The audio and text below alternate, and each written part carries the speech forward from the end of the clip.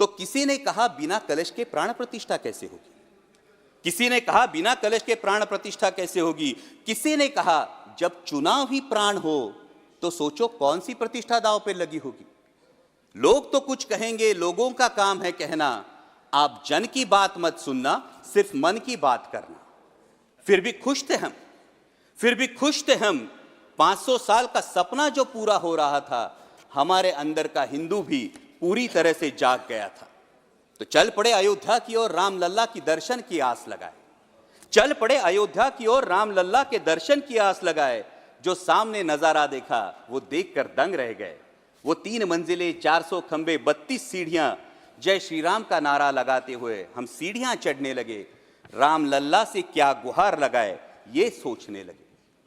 पहली सीढ़ी पर याद आई महंगाई, पहली सीढ़ी पर याद आई महंगाई, दूसरी पर देश में बढ़ती बेरोजगारी, तीसरी पर पत्रकारिता की चरण चुंबकता, चौथी पर सेंट्रल एजेंसीज की संदिग्ध भूमिका।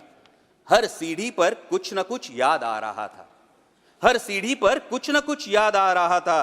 कहीं 15 लाख का जुमला, कहीं किसानों का आक्रोश था, कहीं महिला कुश्तीगिरों की वेदना थी, कहीं सालाना 2 करोड़ रोजगारों का वादा था, कहीं बढ़ती सांप्रदायिकता थी, तो कहीं चुनिंदा पूंजीपतियों पर मेहरबान हमारी सरकार का चेहरा था।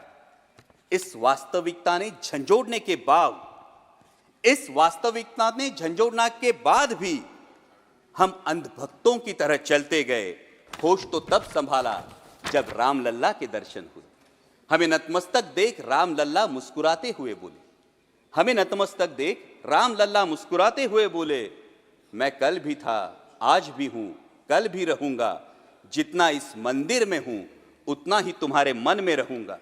लेकिन याद रखना हमेशा, लेकिन याद रखना हमेशा, मैंने त्रेता युग में रामराज जलाया था, तुम कलयुग में जीते हो जहां संविधान ने गणराज जलाया है। धर्म समाज का किनारा जरूर है, धर्म समाज का किनारा जरूर है, लेकिन देश एक बहती धारा है। किनारे को धारा के बीच में लाया तो प्रवाह अड़ जाता है, प्रगति के पथ से हट जाता है। इसलिए धर्म का ठेकेदार नहीं, पहरेदार बनना चाहिए। इसलिए धर्म का ठेकेदार नहीं, पहरेदार बनना चाहिए।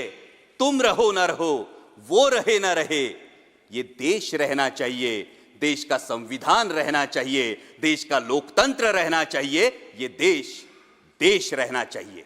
जय हिंद, धन्यवाद।